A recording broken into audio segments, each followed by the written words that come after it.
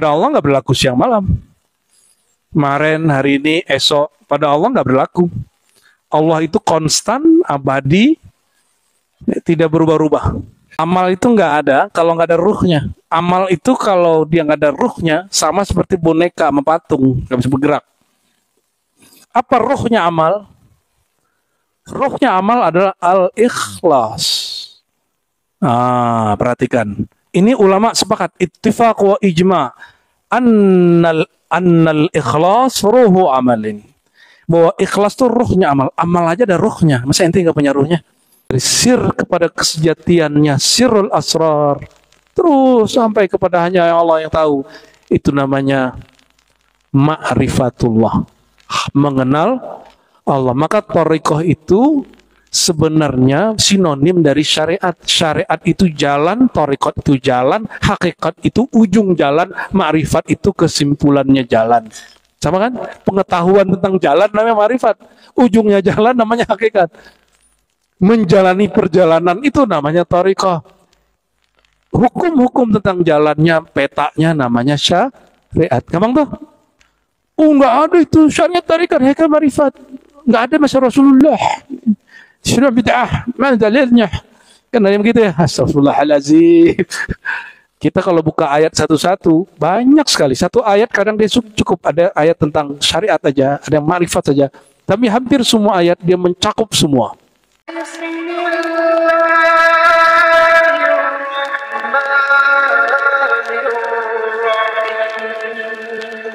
Assalamualaikum warahmatullahi wabarakatuh.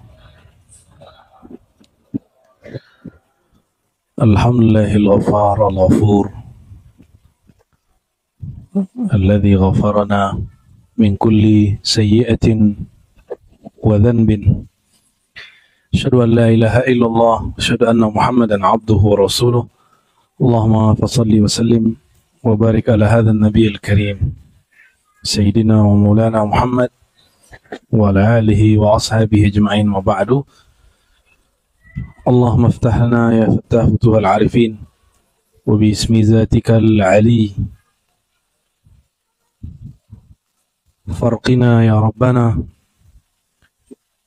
ila al-ma'rifati bi haqqil ma'rifati wa syuhudi bi haqqil musyahadati amin ya rabbal alamin. Amma ba'du. Baik, suaranya jelas? Jelas kah? Oke, ya. Kurang ya? Ya. Baik, mari kita mulai kajian kita dengan baca suratul Fatihah. Kita kirimkan hadiah untuk baginda Rasulullah SAW, An-Nabi Al-Fatih Al-Khatim, dan juga pengarang kitab ini dan guru-guru kita, masyaikh-masyaikh kita yang mengijazahkan thariqah ini, thariqah Samaniyah, Qadiriyah, Khalwatiyah, Suhrawardiyah, dan semua sadah thariqah Sufiyah. Untuk mereka kita bacakan Al-Fatihah. Bismillahirrahmanirrahim. Ya Rabbi ya Nasin siratal mustaqim siratal ladzina an'amta 'alaihim ghairil maghdubi 'alaihim waladdallin. Amin. Sekarang kita masuk ke bait yang di halaman kedua, baris kelima ya. Setelah berdoa agar Allah membersihkan, menjaga sir kita dari fitnatil ahwa, dari kekacauan fitnah hawa nafsu dan syaitan. Sir itu tidak pernah diganggu oleh syaitan. Yang diganggu itu, syaitan itu mengalir pada darah. Darah itu dia dipompa di jantung. Jantung berkaitan dengan apa? Dengan kolbu. Jantung berkaitan dengan kolbu. Di jantung itu ada memori, di otak ini ada memori. Kolbu, jadi manusia itu kata Imam Ahmad Sirhindi, Mujaddid Al-Fisani, jadi kita ini ada 4. Jadi zahirnya manusia ya, manusia. Batin, Zahirnya manusia 4 anasir. Kita sudah hafal ya?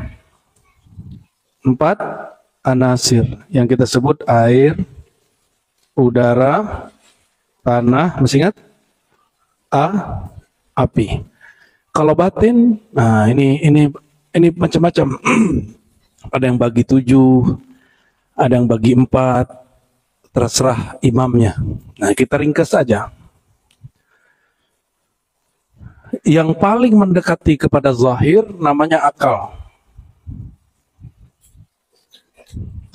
Kalau dalam bahasa Indonesia tulisnya akal gitu ya. Gitu ya. Kalau akal, kaf, cuma udah jadi bahasa Indonesia. Harusnya pakai kof. Akal, yang mengikat. Yang bikin antum gak ketawa-ketawa sendiri. Yang bikin antum gak kagum-kagum. Kan ada orang suka kagum ke dirinya sendiri, itu kurang akal itu. Serius. Kagum dengan ilmunya, kagum dengan keramat-keramatnya, kagum dengan cantik dan tampannya. Ini yang cowok-cowok kalau kagum ke tampannya, ente sunat aja lagi. Kalau cewek-cewek ini juga sama, itu narsis namanya. Maka coba cek, antum ini bermasalah nggak kejiwaannya. Kalau foto pertama yang dicari siapa? Ya, selalu begitu kah? Kalau iya, wajib belajar ini. Itu masalah itu. Ya, itu normal, tapi jangan keseringan. Ya, akal. Lebih dalam lagi apa? Ya, batin itu. Lebih dalam lagi jiwa. Atau kita sebut nafs. Lebih dalam lagi kolbu. Lebih dalam lagi fuad. Ini udah berapa nih? Udah 4 sudah berapa? Udah 8. Tapi ini masih disentuh oleh syaitan. Di sini ada fitnatul ahwa wasyaitan. Seperti yang ada di teks sebelumnya. Fitnatul ahwa, kekacauan fitnah daripada hawa. Hawa itu kecenderungan jiwa. Jiwa kita sudah belajar, ada nafs ammarah bisu yang nyuruh ngajak kepada yang buruk-buruk.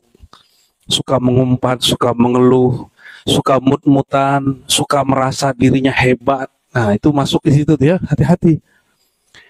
Ente hati-hati, ini rahasia kita. Kadang sebagian mursyid masih di situ penyakitnya. Maka sering mengaku-aku, kagum. Kalau ente ada suatu hal yang surprise atau menarik, posting di sosmed gitu kan. Kalau kiai nggak punya sosmed, postingnya lewat lisan, offline. Alhamdulillah tadi gubernur datang ke saya. Alhamdulillah tadi saya diundang presiden. Alhamdulillah yang talqin sama saya 2.000. Alhamdulillah murid saya jutaan. Alhamdulillah saya. Dan berarti dia bertorikoh ya, baru menzikirkan anasirnya. Walaupun dia sebut latifah yang 7, latifah kolbu, latifah ruh, berarti belum ngefek, belum tembus sampai ke sini ya. Ya, ini kalau dizikirkan paling-paling sampai ke nafs. Kalau sampai di kolbu ini dia berubah-ubah. Itu orang mulhamah. Mulhamah itu kadang dapat ilham ini, dapat ide ini, dapat perasaan ini. Biasanya orang di sini gampang tersinggungan. Ente gampang baper nggak? Gampang tersinggung nggak? Berarti zikirnya baru di kolbu. Aduh, sakit gitu. Suka gitu nggak? Aneh tersinggung. Nah, kalau cowok kan begitu. Kalau cewek kan, aku nggak dihargai. Kalau fuad ini dia punya keputusan. Jadi fuad itu kolbu yang memutuskan. Ada yang batin yang butun ya, batinul. Jadi kalau di sini dibagi lagi lah. Al-batin. Inilah masuk ke sir. Itu yang pertama. Di sini masih ada lagi. Syekh Saman menyebutkan kalimat sir. Apa kata dia? Wahfaz lana sirra ma'al janani min fitnatil ahwa'i wasyaitani. Tolong jagalah sir kami bersama janan. Janan itu kalbu. Min fitnatil ahwa wasyaitan. Jadi mohon maaf kalau kita zikir baru sampai di fuad, kalbu, jiwa, akal, masih bisa berubah sebelum mati. Itu yang disebut ada kemungkinan potensi su'ul khatimah. Ya. Kenapa Ahlul Badar Nabi kasih jaminan? Ahlul Badar itu Nabi ngomong ini. Hadis Abu Daud seingat saya. I'malu ma syi'tum, lakukan sesuka kamu fa innallaha qad ghafarallahu lakum. Fa innallaha qad ghafar lakum. Karena Allah sudah menetapkan ampunan bagi kalian. Karena mereka sudah sampai ke sir. Itulah dalilnya bahwa wali itu mahfuz, terpelihara, bukan terjaga. Apa perbedaannya? Kalau terjaga para nabi. Kalau terpelihara, jika dia terjebak maksiat, dia tahu jalan balik. Jadi jangan nuntut guru kita suci. Jangan nuntut guru kita bersifat seperti malaikat, apalagi nabi. Terus ente udah berani ngomongin guru di belakang, di depan angguk-angguk, di depan kayaknya cium tangan bolak-balik. Tapi di belakang ngomongin guru. Kalau pernah lakukan itu minta maaf lagi gurunya lalu sholat tobat.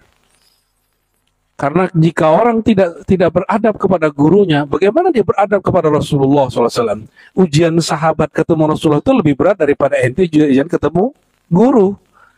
Nabi lakukan hal-hal yang hari ini orang-orang pasti ingkar. Banyak sekali yang Nabi lakukan. Nabi itu anti mainstream. Kalau ustadz-ustadz hari ini kan gak gitu. Ntar ente ditinggal jamaah, ntar jamaah gimana? Takut dia sama jamaahnya. Tuhan dia tuh jamaah dia. Itu disebut ahwa. Fitnatul ahwa. Ketika seorang guru, seorang mursyid, seorang ustadz, seorang dai takut apa kata netizen, takut apa kata murid, dia sudah kena fitnatul ahwa. Kekacauan hawa. Inilah bahayanya. Ya. Ya, semoga kami guru-guru di riba dan masyaikh-masyaikh kita dijaga oleh Allah Subhanahu wa taala. Gitu juga antum kalau beramal nggak usah lagi ntar kata tetangga gimana, nggak begitu. Kita tetap baik ke tetangga, tapi untuk faham yang kita pakai jangan ngikutin paham orang. Paham itu yang kita dapat, bukan yang orang yakini. Maka kata Imam Nu'taillah, min jahlil murid, sejahil-jahilnya murid ciri-cirinya apa? Ayatruka yaqinan ma indahu, dia tinggalkan keyakinan dirinya. Kenapa? Karena zon orang lain, karena persepsi orang tentang. Tapi jangan kepedean juga. Bisa aja. Ya, kita kan punya guru, punya murid, punya masyaikh, punya ustadz. Ini yang kemudian jadi timbangan kita. Pemahamannya sesuai nggak dengan mereka, ya? Allahumma sholli ala sayyidina Muhammad. Kita masuk dari sanad guru-guru kita, ya. Dari guru kita Abu Ya'sya'rani, beliau meriwayatkan dari Syekh Yasin Al-Fadani, Syekh Yasin meriwayatkan daripada Syekh Umar Hamdan Al-Witri, dari Syekh Muhammad Amin Ridwan Al-Madani, dari Syekh Abdul Ghani Ad-Dahlawi An-Naqshbandi As-Samani Al-Qadiri, dari Al-Imam Abid As-Sindi, dari Ammihi Husain As-Sindi, dari pengarang kitab, qala wa khallisin nafsa min ad-dawa'i wasluk biha sabila khairi da'i. Setelah kita minta penjagaan dari Allah, qalbu dan sir, wa khallisin nafsa, jiwa, khallis, tolong bebaskan jiwa kami minad dawai, dari mengaku-aku, aku yang tersakiti, aku yang malas, aku yang sulit menerima ajaran guru, apalagi ajaran Rasulullah, apalagi ajaran Allah. Itu aku tuh. Nah, kalau itu terjadi, nah, banyak-banyak baca doa ini. Syariat sudah mengatakan A, akunya kita nggak terima, baca doa ini. Wa khallisi an-nafsa minad dawa'i. Tolong bersihkan ya Allah jiwa kami dari mengaku-aku yang bukan hak kita. Hati-hati, baik laki-laki, baik perempuan, suami atau istri, guru ataupun murid, pemimpin ataupun rakyat, jangan mengaku-aku. Aku ini yang nggak berat itu saudara sama saudara, suami sama istri. Di sini kemudian banyak syariat kemudian ditabrak karena aku itu tadi. Ya, hati-hati. Hati-hati orang berumah tangga. Ya, apapun konflik kalian, jangan nabrak syariat. Jangan melarang yang Allah boleh, jangan membolehkan yang Allah larang. Imam Thahawi menyebutkan salah satu kekufuran adalah melarang yang dibolehkan Allah dan membolehkan yang dilarang Allah. Nah, itu salah satu kekufuran dan kufurnya khuruj minal millah. Dia kafir, murtad. Jangan sampai terjadi sama kita. Ya. Itu nafsiyah awam. Ada nafsiyah khawas. Apa nafsiyah khawas? Jadi di jiwa ini ada dawai, mengaku. Apa mengaku-aku? Jadi ada orang awam, tadi awam, sekarang khawas. Apa mengakunya khawas? Mengaku-aku makom. Mengaku-aku gelar kewalian. Mengaku-aku, emang kalau ente pun dapat ijazah dari guru, nggak usah pamer-pamer juga gitu ya. Maka kita kita nggak akan ngomong misalnya, wah sebagai sesama mursyid nih gitu. Jangan ngomong gitu, nggak usah. Sebagai apa? Sesama mursyid. Apa itu kalimat itu? Berarti dia sedang memperkenalkan dirinya sebagai, emang orang nggak tahu dia mursyid, kan orang tahu dia sebagai mursyid. Nggak usah disebut itu. Ganti kalimatnya, sebagai orang yang berkhidmat untuk membersamai murid. Gitu kan enak. Ya. Jadi jangan ente kira jadi mursyid, jadi wakil talqin, jadi khalifah thariqat itu aman. Ujiannya tambah kenceng. Ya. Dari awal kita sudah sampaikan, ada dunianya orang tarekat, ada akhiratnya orang tarekat, ada tanpa dunia, tanpa akhiratnya orang tarekat. Apa itu? Dunianya orang tarekat, apa? Gelar, ijazah, kemursyidan. Itu dia. Makanya pada berebut kan jadi mursyid? Pada berebut jadi wakil talqin? Ya, betul kan? Meninggal salah satu wali, salah satu mursyid di satu tempat, satu zawiyah, satu surau, satu pesantren. Kemudian ada murid yang nggak sabar, ngaku jadi mursyid. Dia nggak ngaku jadi mursyid, tapi ngangkat wakil talqin. Lebih ngeri lagi. Aneh nggak ngaku jadi mursyid, tapi ngangkat wakil talqin udah lebih 100 orang. Kan ngeri tuh. Mana boleh wakil talqin ngangkat wakil talqin. Ente cuma wakil doang kok. Hanya wakil talqinnya guru, bukan wakil kekhalifahan guru. Nah itu terjadi, itu dunia. Dan saya sampaikan, gelar-gelar kemursyidan tidak jaminan seseorang selamat di dunia dan di akhirat. Mending jadi murid. Mending jadi murid ya, daripada ente jadi wakil talqin, otaknya nggak jelas tar ya, nafsiahnya belum beres, tar mengaku murid. Muridnya mau dia kuasai. Antum dari awal, kenapa saya bagi talqin baiat itu kita pisah? Talqin itu sunnah Nabi, baiat itu sunnah Nabi, tapi dua hal ini efeknya beda dan hadisnya berlainan. Talqin hadisnya sahih, baiat hadisnya sahih. Baiat itu ada yang Nabi lakukan di awal, ada yang di tengah, ada yang di akhir, ada yang bertahap. Kalau baiat itu sumpah setia untuk berkorban dunia, akhirat, zahir, batin, harta, nyawa, jiwa. Sanggup? Sanggup? Gak sanggup kan? Ente kan masih cinta dunia kan? Aneh juga masih ada cita-citanya. Ya. Ada kecenderungan lah kita kepada itu. Karena kita aja masih ada, apalagi orang yang baru belajar tarekat. Maka kita akhirkan. Kita bayar orang ikut Allah, kita belum ikut Allah. Kita bayar orang gak cinta dunia, kita cinta dunia. Kan malu ntar. Maka kita takhir. Talqinnya, ilmu tentang talqinnya dahulu. Belajar ilmu dulu, baru talqin zikir, suluk segala macam, baru kemudian khidmat. Terakhir nanti puncaknya yang keempat, kan ribatnya kan cuma 3 aja kita. Ilmu, zikir, khidmat. Yang keempat itu nanti nggak disirkan. Nanti siapa yang Allah pilih dan terpilih, dia baiat. Karena baiat itu sudah habis aku. Sudah habis aku. Dia memandang gurunya sudah sebagai pewaris Rasulullah. Kalau ente masih yang guru kan sebagai apa? Masih guru aja kan? Kan belum ada. Hanya sebagai mursyid, ustadz. Kalau sudah mandang dia sebagai pewaris Rasulullah, mewakili ajar Rasulullah, itu adabnya akan berubah. Ya, nggak ada urusan tuh dengan masalah cium tangan, cium kaki itu yang ada di Trans 7 tuh, itu nggak seberapa itu. Ketika Imam Muslim memandang gurunya Bukhari sebagai waris Rasulullah, dia cium tangan gurunya, dia cium kaki gurunya. Itu imam penulis kitab sahih. Seandainya cium tangan dan itu adalah kaki, ya, bagian dari feodalisme, bagian daripada apa kerancuan orang-orang beragama, tentu Imam Bukhari Muslim lebih paham lah. Dia paling mengerti sunnah Nabi Muhammad Sallallahu Alaihi Wasallam. Ya. Cium tangan guru syirik, cium tangan bini enggak. Kan lucu deh. Lucu gak? Bagaimana itu lucu? Cium tangan guru matematika nggak syirik, tapi cium tangan kiai itu bermasalah. Orang kayaknya karena nggak ngaji tauhid. Nundukin kepala tidak semuanya ibadah.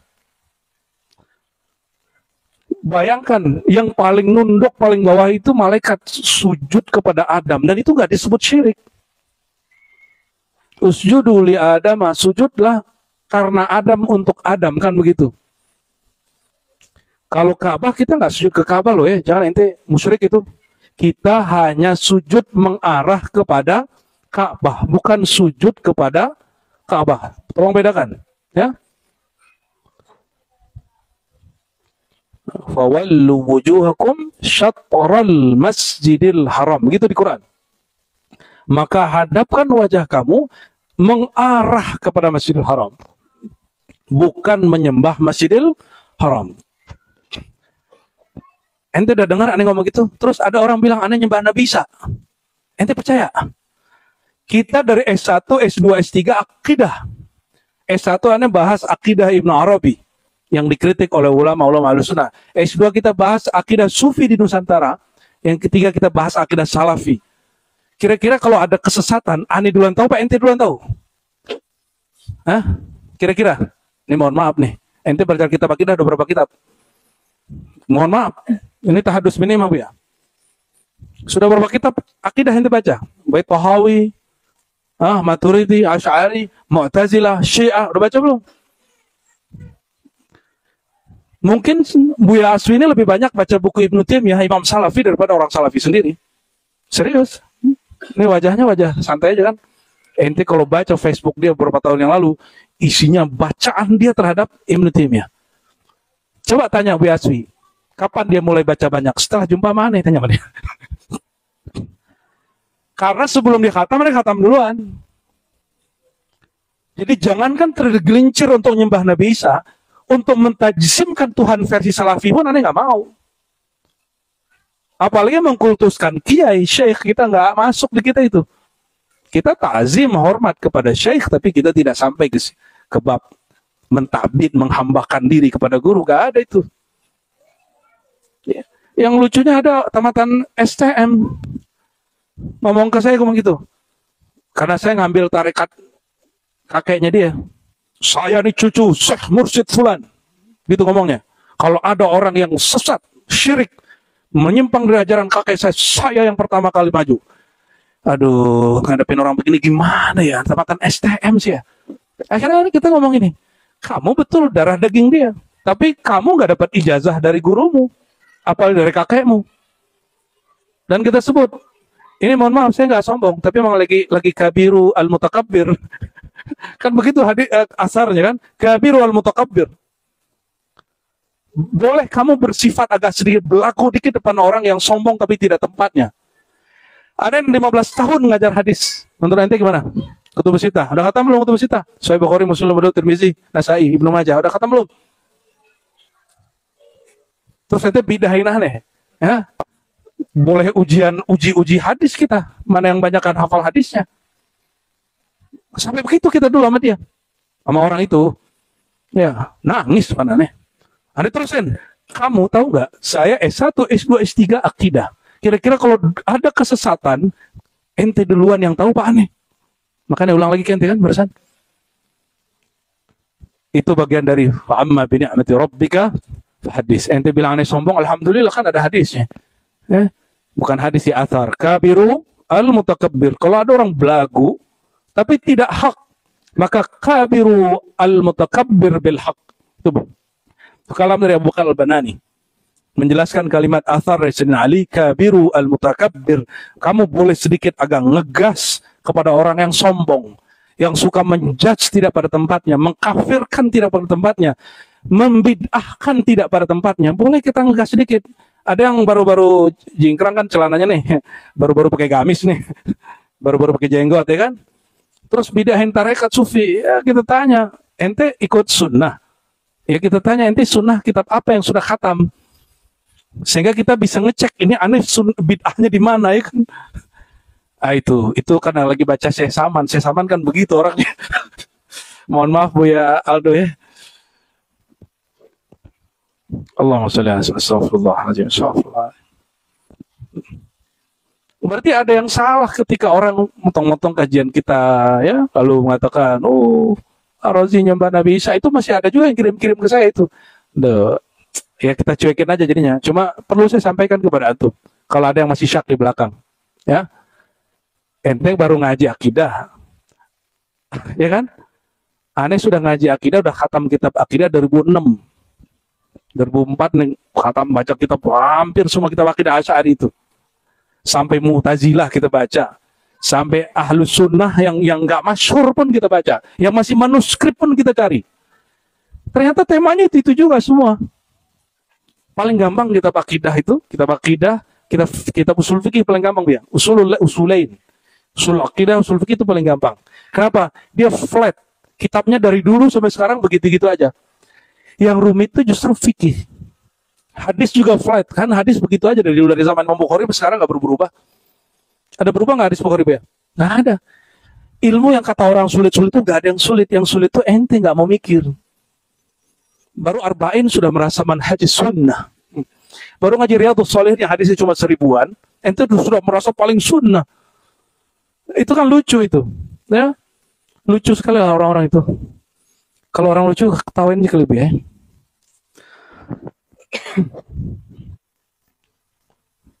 Allahumma sholli ala sayyidina Muhammad wa khallisin nafsa minad dawa'i. Tadi itu juga mengaku-aku itu. Cuma mengaku dalam rangka akunya lebur dalam akunya nikmat Allah. Ya. Dan semua itu baik saya belajar hadis, belajar akidah, belajar thariqah, belajar semuanya itu dengan izin Allah Subhanahu. Dan itu maka di Quran lafaz depannya apa? Adapun nikmat Tuhanmu maka ceritakan. Jangan ceritakan akunya kamu dahulu, ceritakanlah nikmat Allah itu dahulu. Apa itu nikmat rabbik? Antara anna ni'am min Allah. Jadi boleh menceritakan nikmat, belagu-belagu dikit itu boleh Bu ya, tapi syaratnya satu. Engkau memandang bahwa sumbernya dari Allah. Masih sombong nggak kalau orang mengatakan nikmat dia ini dari Allah? Masih sombong nggak? Itulah yang disebut wakabiru bil haq al mutakabbir. Bersifatlah kamu sedikit tegar, jangan melehoi, jangan kemudian di depan orang langsung tumbang ya. Kan ada juga nih, mohon maaf ya, hampir kita kasih ijazah nggak jadi. Dikerubungin orang di debat, takut. Habis itu nyerang saya. Padahal tadi kalau talqin zikir nangis-nangis, kita bilang sikat aja, nggak berani dia nyikat. Malah kemudian selama setahun isi sosmednya menyerang saya balik. Ini orang melehoi ini ya.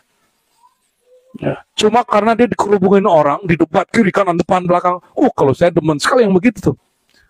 Kecuali guru saya melarang. Kata guru saya, kamu jangan pergi debat. Saya tinggalin debat walaupun emang itu hobi kita.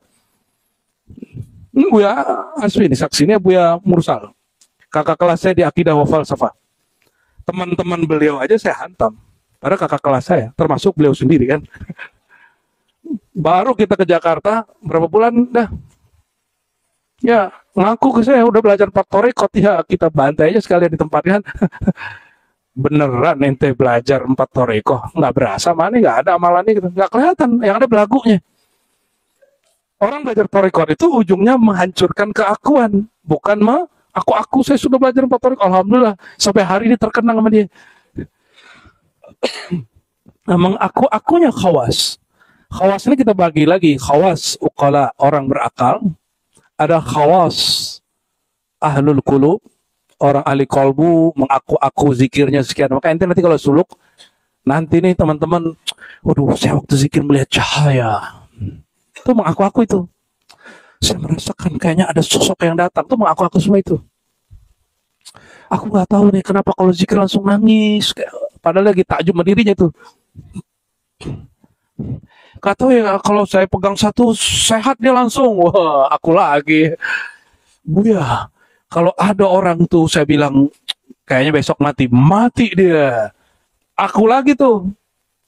Masuk ke kolbu ente itu setan semua itu. Pertanyaannya, orang mati karena kita omongin atau karena takdir Allah? Terus kenapa ente kagum ke diri ente? Apalagi yang datang ke kita dulu, aduh naik panggung lagi kan. Ustadz, saya ini kalau ada orang yang gitu, saya pasti 3 hari mati. Katanya, aduh, gimana ngomongin dia? Karena dia ngomongin sombong, kita sombongin balik. Bro, kita panggil bro aja. Itu orang mati karena ente yang berkalam, ente disakiti, atau karena takdir dia mati. Bingung juga dia. Iya juga ya. Besok nggak ngaji lagi, padahal ustadz. Ada ustadz begitu coba. Murah ente kalau dia punya muridnya gimana nasibnya tuh? Astagfirullahaladzim. Na'udzubillah min syarri anfusina wa min syarri syaitanir rajim wa fin mitil ma ahwa wa syayatin. Wa khallisun nafsa minad dawa'i. Ada khawasul khawas. Ada yang ketiga. Khawasul, kita kasih kakak aja deh. Apa da'awi khawasul khawas?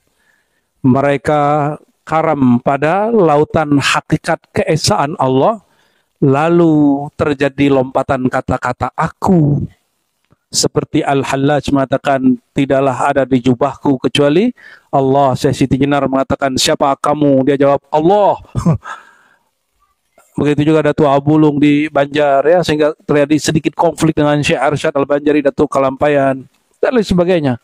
Mereka itu, ketika mengatakan aku, itu bukan akunya dia. Maka yang dimaafkan ma'zur itu yang ketiga itu. Kalau itu ma'zur diampuni Allah insya. Yang enggak, yang sulit diampuni nomor 1 dan 2 itu. Yang nomor 3 itu secara hakikat itu hak, bahwa kita ini tiada, yang ada pada hakikatnya hanya Allah pada hakikat. Tapi pada zahirnya kan kita ada. Ente ada nggak? Ente Tuhan apa Allah? Apa manusia? Bingung di Tuhan apa Allah. Gimana? Ini kan banyak yang ngajarin hakikat hari ini. Online lagi. Ya. Bahwa wujud ini, wujud ente itu wujud Allah. Astagfirullahaladzim.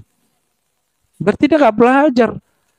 Sifat nafsiyah Allah, zatiyah Allah namanya wujud, itu ada kriterianya di situ. Dan ulama sudah sepakat.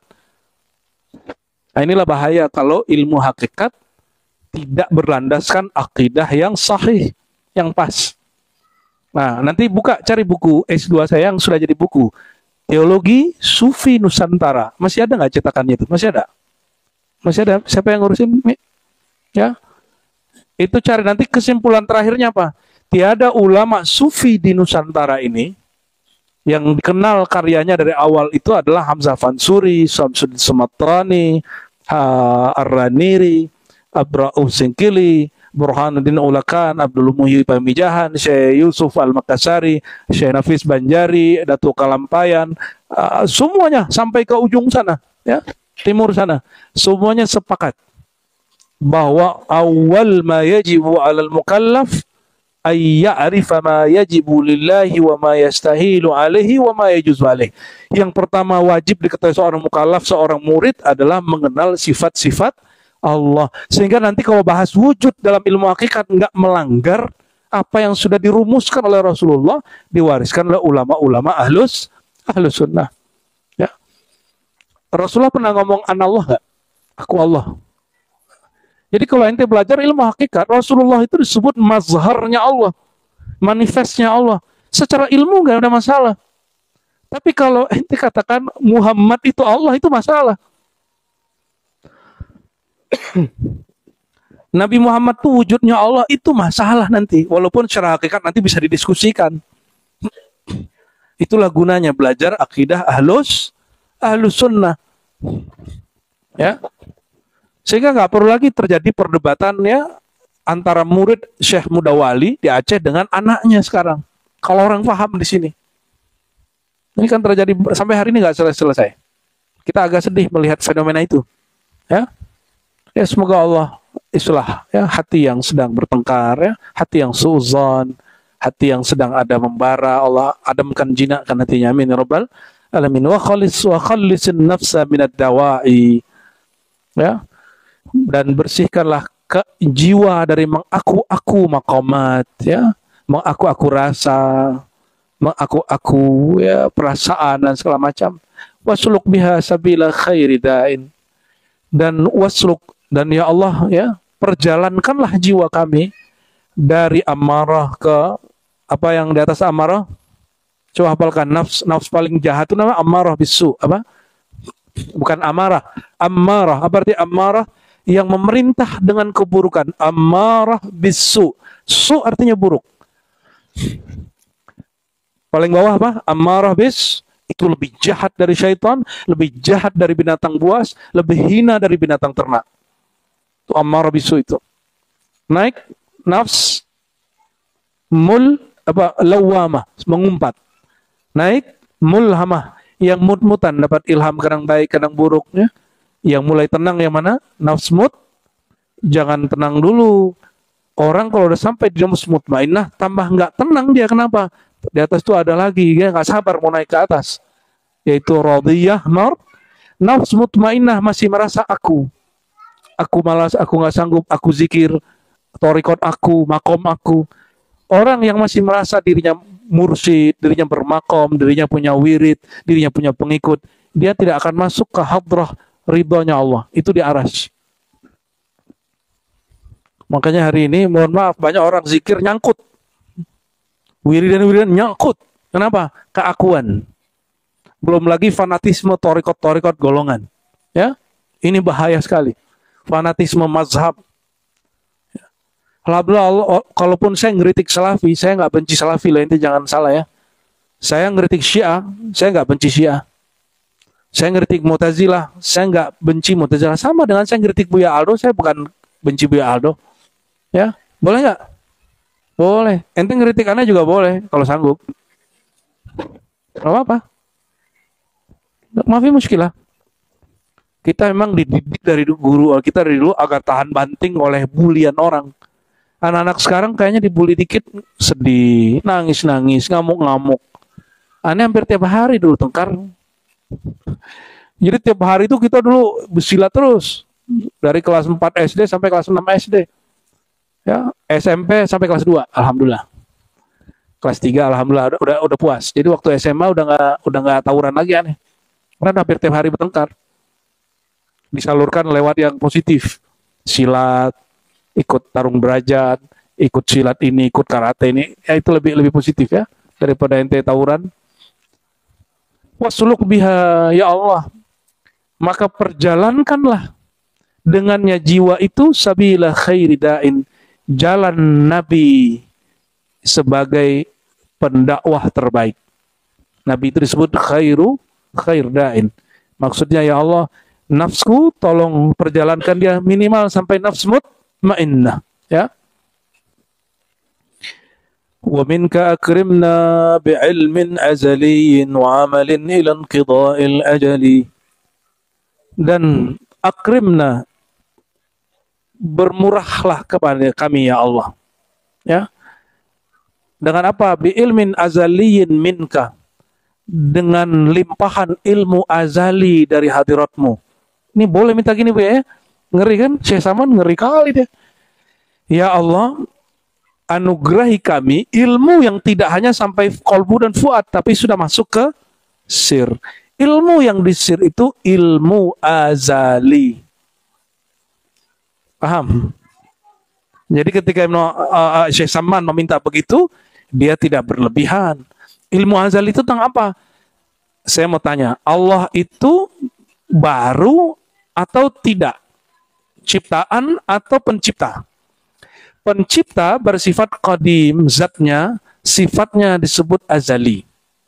Sifatnya disebut, apa mana azali? Sesuatu atau masa atau keadaan pra penciptaan dan waktu.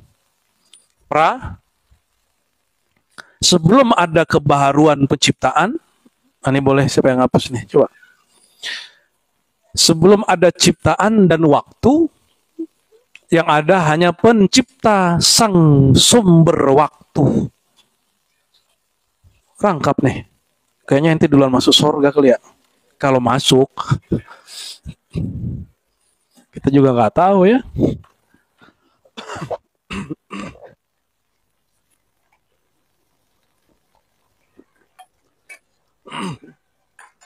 Ke depan insya Allah saya akan pelan-pelan, karena istilah ngaji ilmu ma'rifatullah ini kadang-kadang mungkin terlalu berat bagi sebagian orang. Perkata yang aneh-aneh bahasa Arab nanti kita urai. Jadi kalau kita menyebut satu istilah, antum paham. Ya, insya Allah ya. Kita sebut tadi apa? Qadim. Bahasa Arabnya gini, qadim. Ya, disebut juga qidam. Nah, qidam itu bukan fa'ilnya, jadi ya isimnya. Qadim. Coba baca. Tanpa huruf, tanpa baris, ini bisa baca. Di atasnya ada tulisannya ya. Terus, nah, qadim ini wilayah zat Allah. Ini hanya ilustrasi ya. Ini punya zat kan badannya? Punya zat. Ente mendengar nggak? Melihat wujud? Ya, hidup, berpikir, berkalam. Coba, yang berkalam lisan atau bukan? Kalau lagi mimpi, siapa yang berkalam? Kalau lagi diam ngomong sendiri, siapa yang berkalam? Hati. Berarti yang berkalam siapa sebenarnya? Kalau mendengar nih, pas lagi mimpi, siapa yang dengar? Mata lagi tidur, bisa ngeliat sesuatu? Coba, Monas, bayangin. Sudah? Tuh, siapa yang lihat? Kelihatan kan? Ente bisa lihat? Coba bayangkan wajah kekasih. Kekasih ente banyak. Coba wajah. Sudah? Sekarang bayangkan wajah musuh. Sudah? Lebih banyak lagi. Sudah? Itu yang lihat siapa? Itu yang namanya basor. Coba kenang merdunya suara. Siapa suara yang bagus ya? Lagunya? Krisya. Itu mau umuran Buya itu. Umuran Pak Dokter tuh Krisya suaranya indah. Kalau ente sekarang ngomongin siapa? Leodra ya. Leodra apa lagi? Aneh nggak tahu juga.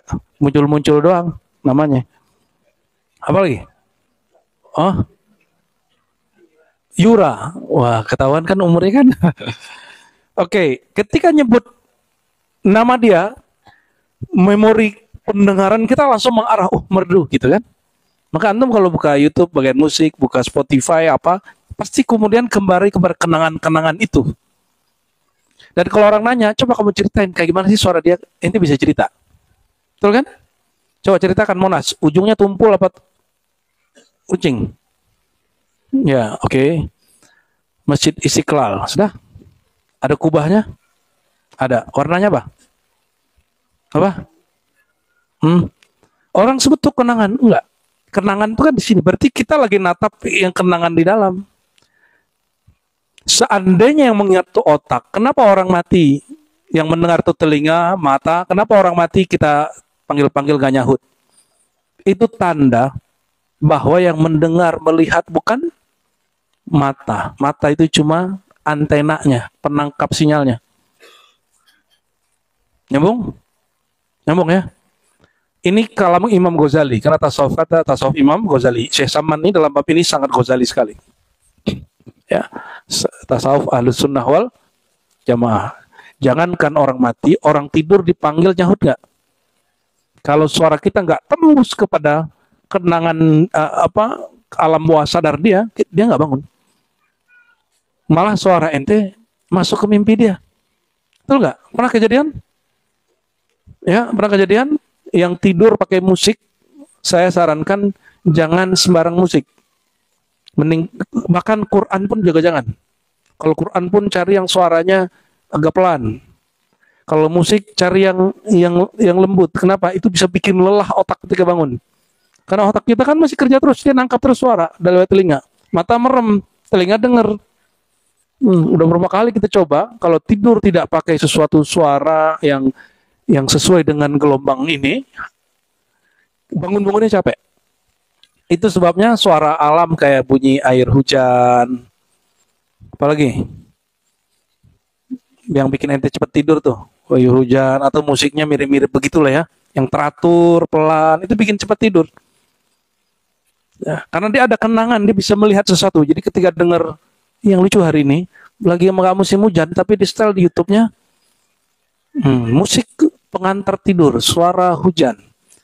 Betul, dia cepat tidur. Hujan palsu. Oke, qadim itu wilayah apa? Zat. Yang melekat pada zat tadi, memandang, melihat, mendengar, ini cuma permisalan. Itu disebut dengan sifat.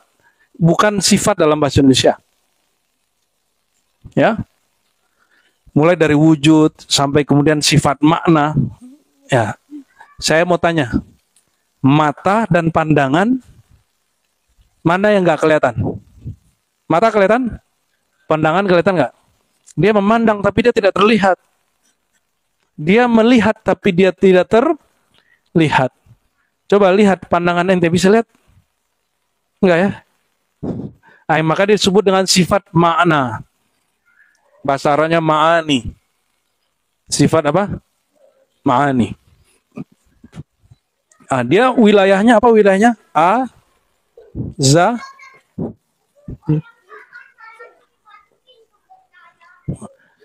Azali itu time.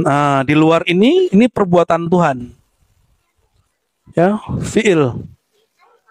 Perbuatan. Perbuatan Allah itu boleh disebut ciptaan. Alamnya disebut alam hadis atau makhluk. Hadis atau makhluk. Inilah kita hari ini, kita mau nyampe ke situ tuh, ya, udah mau nyampe mau ujung. Udah mau selesai, disebut kiamat. Nabi sendiri yang mengabarkan, ana wasa kahatain, aku dan kiamat seperti dua jari. Saya bukan halu, ini kalam Nabi. Cuma Nabi ngomong begitu kan dihitungannya hitungan Allah, bukan hitungan manusia. Sama dengan Allah mengatakan, mereka bertanya kepada engkau tentang ruh. Apa hakikat ruh, apa ilmu tentang ruh? Kamu tidak diberi ilmu kecuali sedikit, kan sedikitnya Allah, bukan sedikitnya kita. Alam ini disebut alam makhluk, alam ciptaan. Maka berlaku siang malam. Pada Allah nggak berlaku siang malam. Kemarin, hari ini, esok. Pada Allah nggak berlaku. Allah itu konstan, abadi, tidak berubah-ubah. Perbuatan itu bergerak, Allah itu maha penggerak, tapi bukanlah dia bergerak, dia maha penggerak. Ya, itu dalam istilah para filsuf, tapi kita nggak menggunakan istilah filsuf. Ya, ya alam ini begini.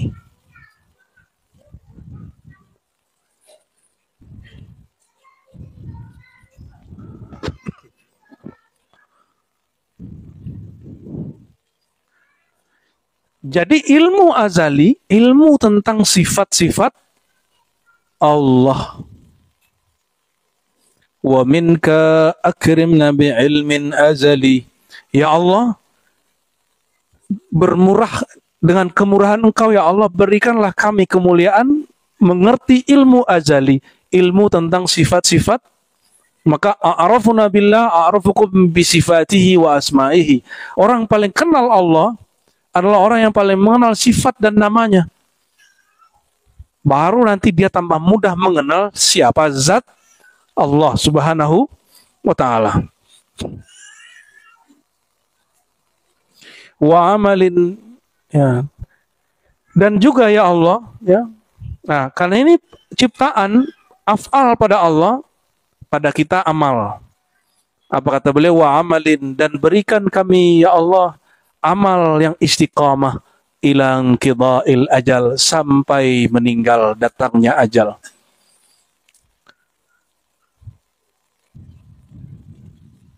Jadi ini bukan minta diberitahu tentang masa depan, enggak ya? Coba, Lauh Mahfuz itu di alam mana? Di fase azali atau di alam baharu ciptaan? Lauh Mahfuz. Lauh itu artinya lembaran atau papan. Mahfuz yang terpelihara, di situ tertulis semua takdir kita. Masing-masing antum ini punya takdir. Ada yang kemudian beririsan, tapi rezekinya nggak akan pernah tertukar. Mohon maaf, yang suami istri, walaupun kalian tidur bersama, makan bersama, rezekinya beda. Yang bersaudara, yang duduk hari ini sama-sama duduk, sama tahun lahirnya, bahkan mungkin kembar, itu rezekinya beda. Dan nggak akan ketukar. Nggak akan ketukar. Jadi kita perlukah iri kepada orang lain? Nggak perlu. Ya, apalagi menggugat ijazah orang lain.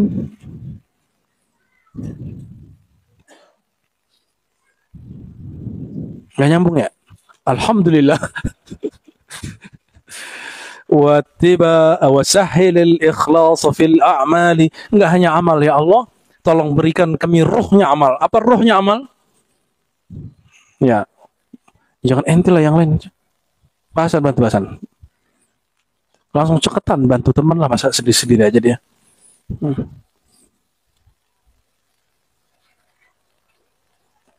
Ini bedanya orang Padang sama orang Jawa. Ente paham kan? Nah, tapi alhamdulillah cepetan ya. Oke, terima kasih. Ada amal. Amal itu nggak ada kalau nggak ada ruhnya. Amal itu kalau dia nggak ada ruhnya, sama seperti boneka sama patung, nggak bisa bergerak. Apa ruhnya amal? Ruhnya amal adalah al-ikhlas. Perhatikan. Ini ulama sepakat, ittifaq wa ijma' annal ikhlas ruhu amalin. Bahwa ikhlas itu ruhnya amal. Amal aja ada ruhnya. Masa ente nggak punya ruhnya? Bacaan Quran ada ruhnya. Azan itu ada ruhnya. Paham nggak maksudnya? Ada ruhul azan. Dia turunan dari al-ikhlas ini. Al-ikhlas pada azan, ada sebutan-sebutannya. Tilawatul Quran, baca Quran, itu ada ruhnya, semuanya turunan dari amal. Apa aja amal? Amalnya macam-macam. Kalau bagi orang kan, ini ruh dalam artian spirit. Jangan begitulah. Terjemahkan saja sebagaimana adanya. Ya. Kita juga nggak berani bilang ruh saya ini, misalnya, nyatu dengan antum atau terpisah. Kita cukup katakan innal arwah junudun mujannada. Ruh itu dia berbaris-baris. Kalau dia kenal dulu di masa azaliyah itu,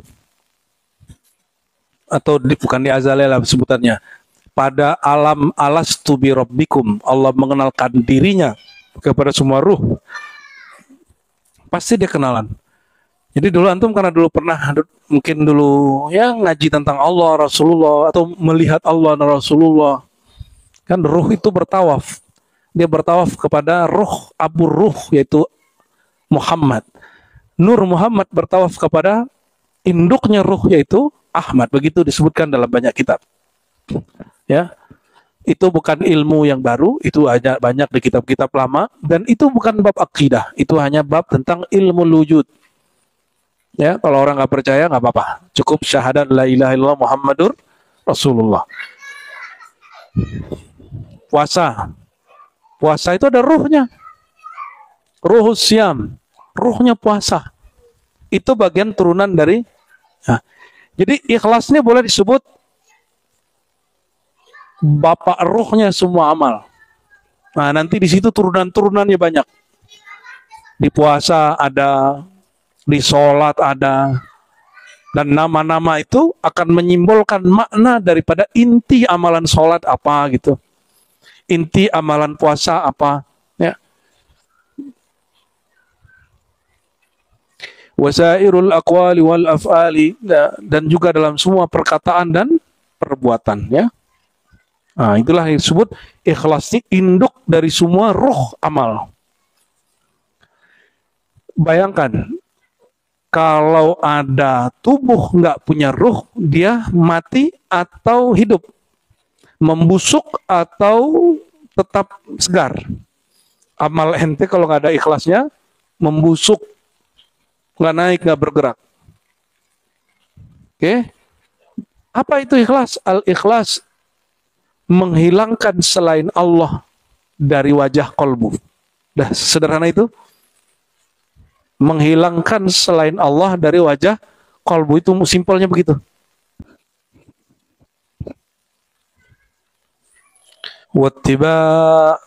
Wattiba'al Mustafa waffiqna wa min humayya hubbihi farzuqna. Maka waffiqna, berilah kami hidayah untuk tetap, ya, untuk sesuai. Untuk apa? Ittiba al-Mustafa, mengikuti Sayyidina Muhammad SAW al-Mustafa. Wa min humayya hubbihi farzuqna, dan dari apa terjemahan humayya itu, kehangatan dari rasa cinta kepadanya, kepada Rasulullah SAW, farzuqna. Rasulullah berdoa, apa Rasulullah? Allahumma inni as'aluka syauqa ila liqa'ika. Ya Allah, beri kami rasa rindu jumpa kepadamu. Kalau ente baca itu dapat sunnah, tapi adab belum dapat. Apa adabnya? Tambahin doanya. Allah marzuqna syauqa ila liqa'i habibikal Mustafa. Ya Allah, berikan kami rasa rindu kepada yang baca doa ini. Yang baca doa apa tadi? Minta rindu kepada, jumpa kepada Allah. Karena yang pernah jumpa Allah hanya Rasulullah Sallallahu Alaihi Wasallam.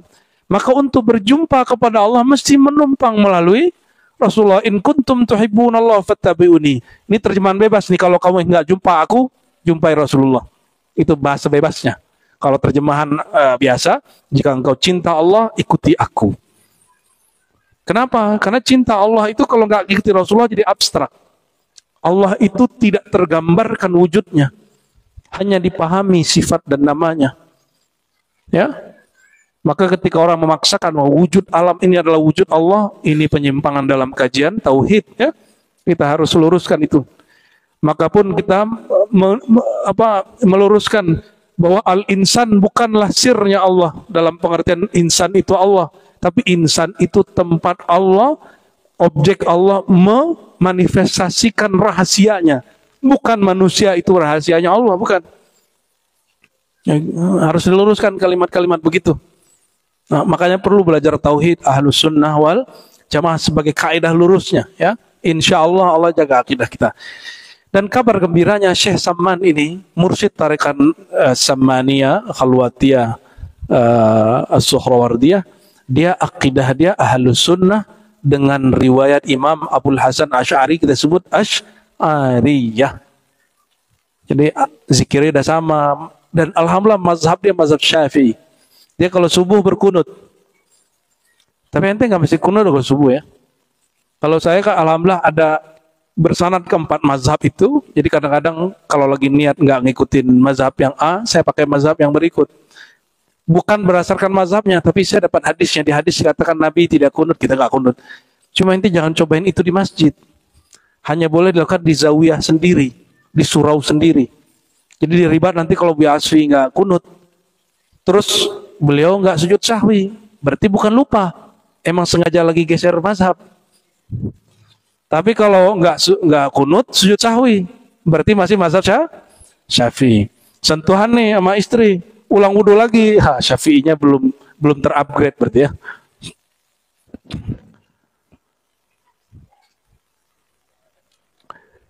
Wa min humayya hubbihi farzuqna, dan kehangatan cintanya mohon berilah kami.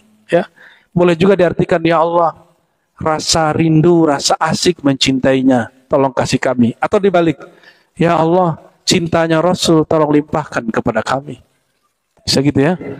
Semoga ya dua-duanya, amin ya rabbal alamin. Gimana antum mau dicintai Rasulullah? Kita nggak mengenal dia. Untuk mengenal Rasulullah, maka wajib mempelajari tentang Rasulullah. Wajib mengulang-ulang nama Rasulullah, mengulang-ulang kisah tentang Rasulullah. Itulah maulid. Ya, maka diribat. Kalau di sini hari Rabu maulid Barzanji, habis itu diurai lafaz-lafaz Barzanji, walaupun satu paragraf, dua paragraf, itu untuk mengenal Rasulullah. Begitu juga diribat Ciputat, ya dibacanya Simtud Duror karena Buya Aldo baru pulang dari Yaman, ya pakai Simtud Duror Habib Al-Habsyi. Habis itu rame orang nolak-nolak masalah kehabiban. Kita nggak ada urusan. Kita sanad ilmu aja ke beliau. Masalah nasab biarin ahli nasab yang urus.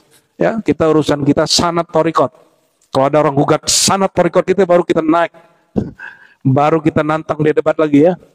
Tapi kalau cuma nantang sanad nasab, lah nasab kita cukuplah ke Nabi Adam ya kan. Ente bukan keturunan kera, udah cukup itulah.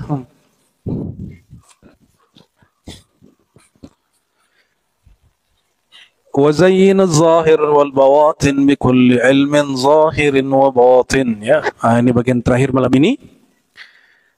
Dan hiasilah zahir. Tadi zahir mana tadi ya? Anasir yang 4 tadi zahir, jadilah tubuh jasad.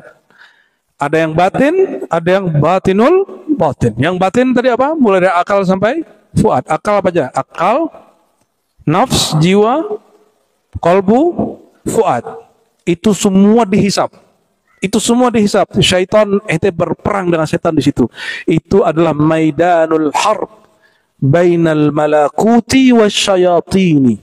Itulah tempat perang kita bainan nuraniyah wa zulmaniyah. Perang antara gelapnya diri dan cahaya dalam diri kita. Di situ kita perang. Itu yang Nabi sebut, inna a'daika ma baina janbaik. Musuhmu adalah antara ini, maksudnya kamu itu sendiri, dari akalmu, jiwamu, kolbumu sampai fuadmu. Itulah tempat kita berperang.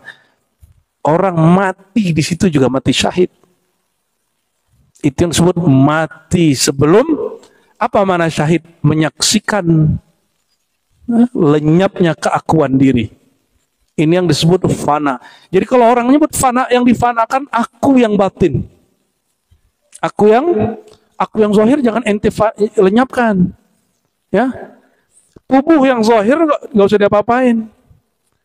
Diri yang batin aja yang perlu ditiadakan. Akal ente jangan merasa sok cerdas lagi, jangan panjang angan-angan. Nafsnya harus tunduk kepada hukum Allah, qalbunya harus zikrullah, fuadnya harus kemudian memutuskan sesuai dengan langkahnya Allah. Baru namanya fana. Itu yang disebut fana. Jadi fana itu bukan ente hilang kesadaran, bukan. Itu namanya mahwu. Al-mahwu. Al-mahwu itu hilang kesadaran. Kalau sadar namanya sahwu. Dalam kitab Thariqah ya. Ada al-mahwu, ada as-sahwu. Pernah ngeliat ada orang zikir pingsan? Itu namanya al-mahwu. Kalau fana belum tentu itu. Ada orang yang mahwu, dia pingsan, dia fana. Ada yang pingsan, dia bako. Ada yang dia pingsan, enggak fana, enggak bako. Karena emang darahnya rendah. Atau kepalanya kena tabok. Ada begitu? Ada yang dibikin, disuntikin, hilang kesadaran. Kan enggak fana, enggak bako. Maka tidak semua orang pingsan itu kita hukumi satu pandangan. Kalau Nabi Musa pingsan, itu pingsan yang mana? Itulah fana menuju bako. Makanya ketika sadar Sayyidina Musa, dia sampai kepada kesadaran baqaillah. Itu dahsyatnya Nabi Musa. Kalau ente pingsan kan lain. Kepala kejedot, atau stres, atau hati lagi patah hati. Ya, patah hati pingsan, ya, sakit hati pingsan.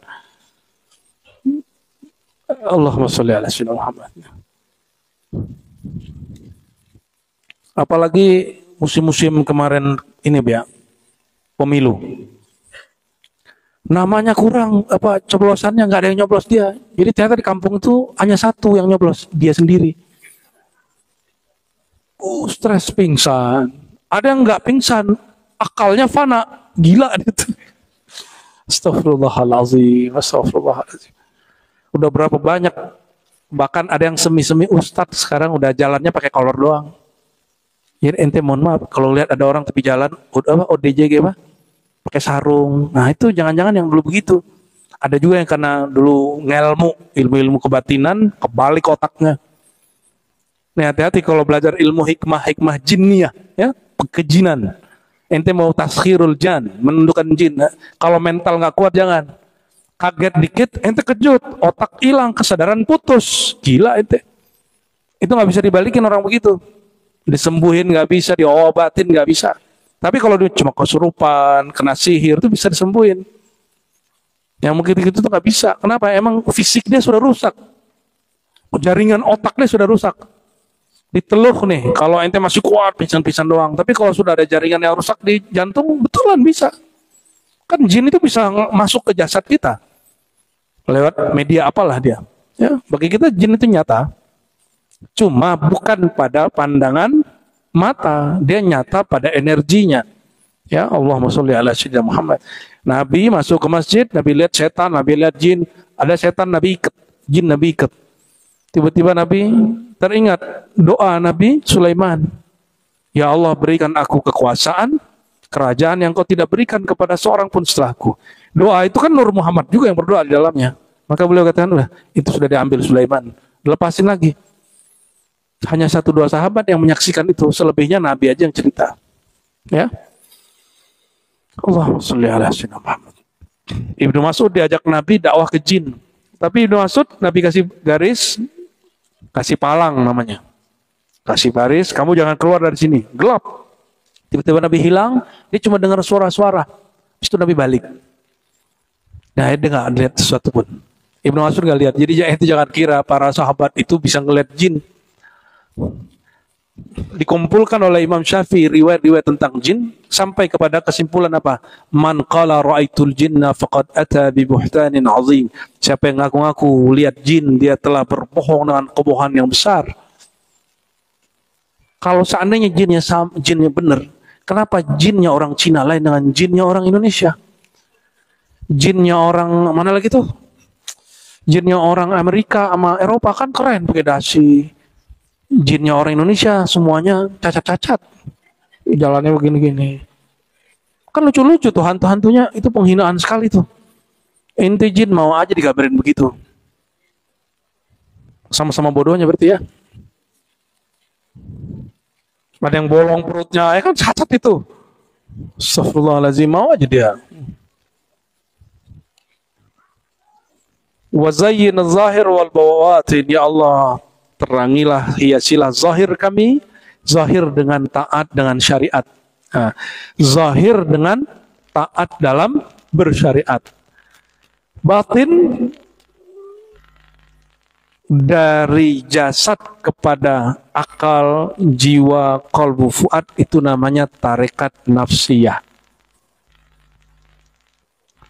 Dari fuad kepada sir, dia perjalanan juga tarekat, namanya tarekat sirriyah, itulah namanya haqiqah. Dari sir kepada kesejatiannya, sirrul asrar, terus sampai kepada hanya Allah yang tahu, itu namanya ma'rifatullah, mengenal Allah. Maka thariqah itu sebenarnya sinonim dari syariat. Syariat itu jalan, thariqah itu jalan, hakikat itu ujung jalan, ma'rifat itu kesimpulannya jalan.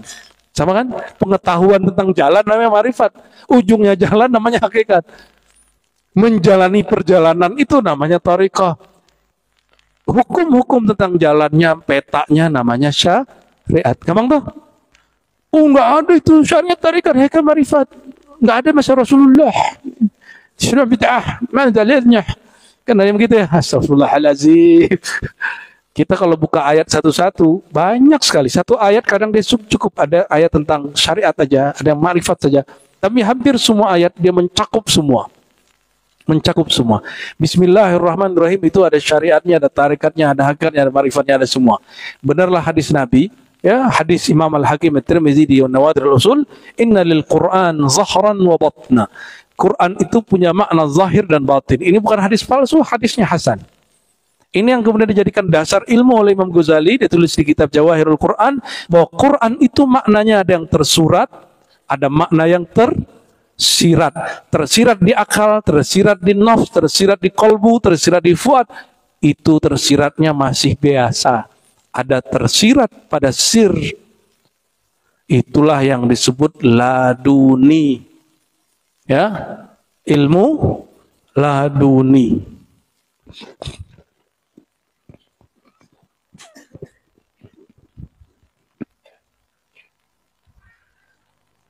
Bisa diulang. Syariat apa? Hukum tentang jalan. Thariqah, perjalanannya.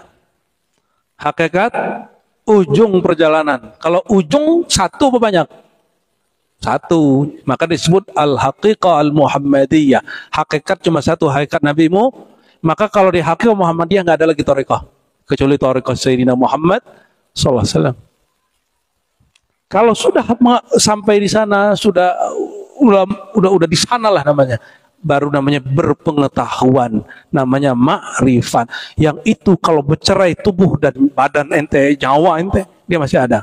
Itu yang disebut Nabi, man mata wa huwa ya'lam annahu la ilaha illallah dakhal jannah. Siapa yang mati dia masih menyimpan ma'rifat, ilmu la ilaha, pasti masuk surga. Ya, ini pasti, bukan amin. Ya, ulangi coba. Siapa yang mati? Man mata wa huwa ya'lam. Coba bahasa hadisnya. Man mata annahu la ilaha dakhalal jannah. Pasti masuk. Siapa yang mati dia berpengetahuan, dia berilmu, dia bermakrifat, pasti dia masuk surga. Maka yang dijamin masuk surga bukan Naqsyabandi, bukan Qadri, bukan Samani, bukan Syazili, ya, bukan Salafi, bukan Jemaah Tablighi, bukan apalagi NU, Muhammad, yang enggak dijamin. Yang dijamin itu man mata wa huwa ya'lam. Kalau semua aliran yang antum ikuti itu, semua manhaj thariqah yang ente pakai itu menghantarkan kepada pengetahuan tentang la ilaha illa Allahu, barulah dijamin masuk surga. Jadi semenjak Nabi meninggal secara jasa dia, beliau memberikan ini loh kriteria jaminan masuk surga. Ya, secara akidah Ahlus Sunnah tidak boleh menaskan, menunjukkan syanu masuk surga kecuali isyarat dari Allah dan Rasulullah. Setelah wafat baginda Rasulullah, kalau orang belum sampai pada isyarat ini, dia nggak boleh nyebut fulan fil jannah, nggak boleh. Ya. Bikulli ilmin zahirin wa batinin, dengan semua ilmu yang zahir dan batin, ya.